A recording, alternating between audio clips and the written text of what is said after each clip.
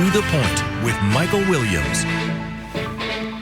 All right, good morning and welcome to The Point. I'm Matt Cesny in for Michael Williams. Florida's 6-week ban on abortions went into place this week across our state. The Heartbeat Protection Act does provide some exceptions for rape and incest, as well as fatal fetal abnormalities.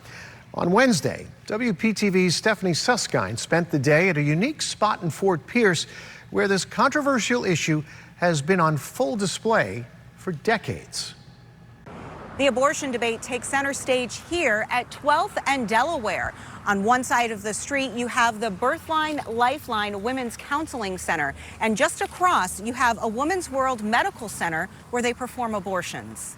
That's a crime right there to me. I don't understand how they want to regulate women's bodies. Candace Dye has been running Women's World Medical Center for more than 30 years. Well, I've never had an abortion, but I hate to be told what to do, but I've never cared whether anybody else has had one or not. It's none of my business. She expects they'll perform about 25% of the abortions they were doing previously, now with the new law in place. She hopes it's enough to keep the doors open for women in need. I haven't cried yet because I'm not ready to give up. And so for you, what does this 6-week ban mean? That patients are cut off at the knees before they even get started to even think about abortion. And that's what this is for. Because most girls don't even know they're pregnant until they're about 6 weeks. Just outside, several people holding signs and supporting the Birthline Lifeline Center across the street. We tried to speak to someone at the center, but they did not want to comment. I feel that us being out here is to tell these moms that you're going to love this child. Trevor Rayborn is a local pastor who walks this street several times a week.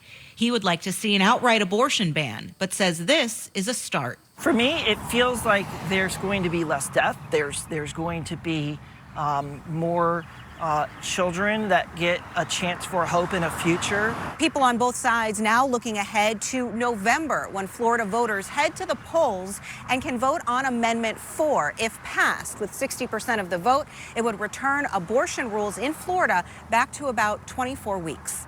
Reporting in Fort Pierce, Stephanie Susskind, WPTV News Channel 5. The political implications from Florida's latest abortion law will be watched for months. And as Stephanie mentioned, for many on both sides of the issue, attention now shifts to November and the vote on a statewide amendment that would include abortion rights in the state constitution. One of 6 proposed amendments on the November ballot. Joining me now, political analyst and associate dean at Florida Atlantic University is Dr. Kevin Wagner. Thanks. Good morning. Thanks for being here. Good morning. So I've read this week that this Amendment 4 stands to be the single most important political battle, maybe in the country. Do you see that? I mean, we have a presidential election underway, but this is a pretty big deal, this vote on Amendment 4 in Florida. Yeah, I don't know if you can say it's the biggest in the country, but it's certainly very important for the people of Florida. And I think you're going to see a lot of money get spent on both sides of this issue as both sides try to get their message out. Yeah, and they do need to get their message out because, especially the people who are trying to get this passed, because they're going to need 60% under state law, right? And the numbers don't really add up politically for Democrats if they're trying to do that just strictly on political lines. Yeah, it's a little bit tricky in Florida because unlike other states that have done had similar measures, the majority isn't going to get this passed. To get an amendment into the Florida Constitution, you're going to need 60% of the vote, which means that this is going to have to be an amendment that appeals not just to Democrats, but also to independent voters and to some Republicans. That's a challenging thing to do.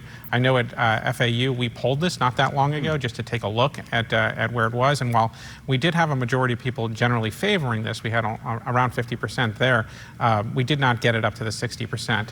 What was interesting, though, was we had about 30% or so undecided, a little over 30% undecided, which suggests that for a lot of people, they haven't begun to focus on this issue quite yet. Yeah, and so, of course, as you mentioned, Florida is decidedly red now politically with much more Republicans. But there's a lot of NPAs out there, non-party affiliation people. And from what we've seen early on, the people who are strategizing the campaign for Amendment 4 are trying not to make this a political issue. They're trying to frame it as a health issue to take the politics out of it.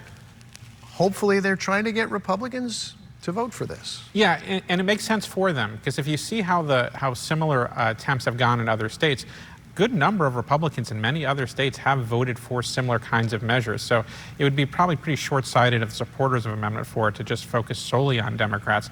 They can reach and have reached independent voters, or as in Florida we say no party affiliation voters, and also a good chunk of Republican voters have suggested that they are supportive of this. And it's not that far-fetched, because from what I read, it was when they circulated the petition to get this on the ballot, they actually had 35% of Republicans and non-party people sign it. So it seems like there are Republicans who would cross to vote for this referendum, but then go back to their Republican candidates. That's kind of tricky politically, yeah, right?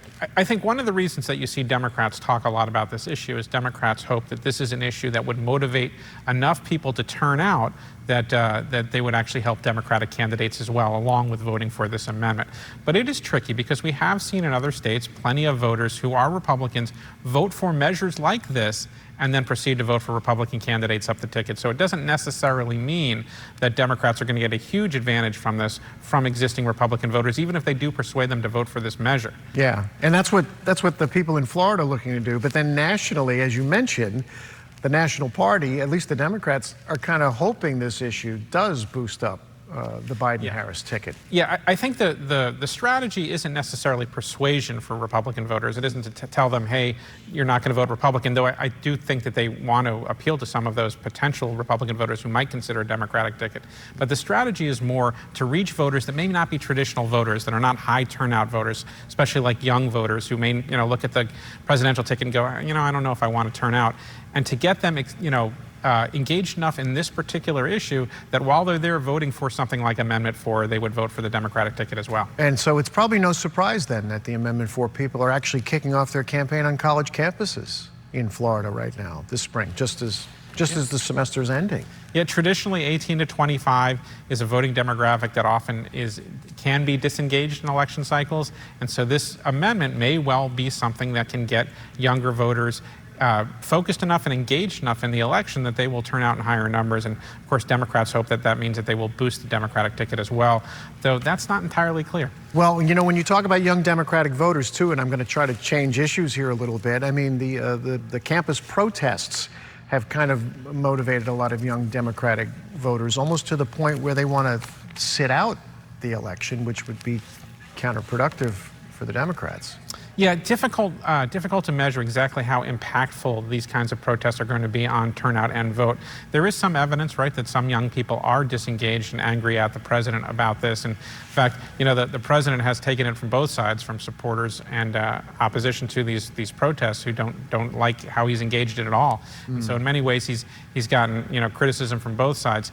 It's important, though, to remember that the number of protesters is still relatively small, and it's not clear that the larger demographics of voters are going to be necessarily by November that influenced on this particular issue. Do Republicans try to do something politically with abortion, or do they stick to immigration, which is kind of their primary presidential campaign strategy? It's a good question. I don't think they can ignore it because it's going to be such a prominent issue and you're going to see a lot of advertising related to it.